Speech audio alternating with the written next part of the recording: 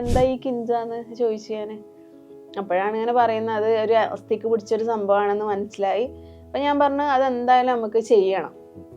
അതെനിക്കും ഭയങ്കര ആഗ്രഹമാണ്, ഇങ്ങനെ ഒരു ബ്രാൻഡ് ബിൽഡ് ചെയ്തെടുക്കുക, ഒരു ബിസിനസ് മാൻ ആവുക. ഫോൺ നോക്കിയ സമയത്ത് വാട്സപ്പ് നോക്കുകയാണ്. അത് എൻ്റെ ഫോണാണ്. വാട്സപ്പ് ഈ മണിക്കൂർ അത്ര നിർത്താതെ വായിച്ചുകൊണ്ടിരിക്കുകയെന്ന് മനസ്സിലായി. അതിൽ പേരും കൂടി നോക്കിയപ്പോൾ കാര്യം മനസ്സിലായി. കുറച്ചു കാലം മുന്നേ എനിക്ക് ഉണ്ടായ ഒരു റിലേഷൻ ആയിരുന്നത്. അവർ ഇത് കണ്ടപ്പോൾ ഇവൾ എന്നോട് ചോദിച്ചു, ഏതാണ് ഈ പെൺകുട്ടി? ഞാൻ പുറകെ നിന്ന് ഉണർന്ന കാര്യം ഇവൾക്ക് മനസ്സിലായി.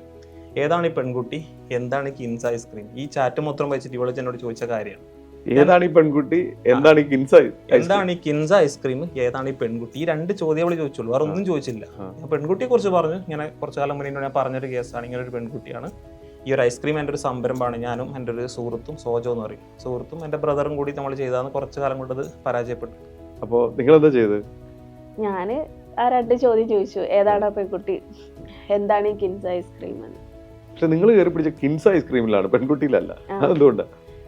അത് എന്നോട് നേരത്തെ കല്യാണത്തിന് മുന്നേ പറഞ്ഞിട്ടുണ്ടായിരുന്നു അങ്ങനെ ഒരു ഐസ്ക്രീമിൻ്റെ അത്. ഞാൻ അന്ന് വലിയ കാര്യമാക്കിയിട്ടില്ല. പക്ഷേ ഈ ഒരു ചാറ്റ് ഞാൻ വായിച്ച ടൈമിൽ ഇതിൽ കൂടുതൽ പറയുന്ന ഈ കിൻസ് ഐസ്ക്രീമിനെ പറ്റിയാണ്. അപ്പം എനിക്ക് മനസ്സിലായി ഇത് അസ്ഥിക്ക് പിടിച്ചൊരു സംഭവമാണ്, ഒരു ബ്രാൻഡ് ബിൽഡ് ചെയ്യണം, അങ്ങനെയാണ് ഈ സംസാരിച്ചുകൊണ്ട് നിൽക്കുന്നത് ഈ കുട്ടീനോട്.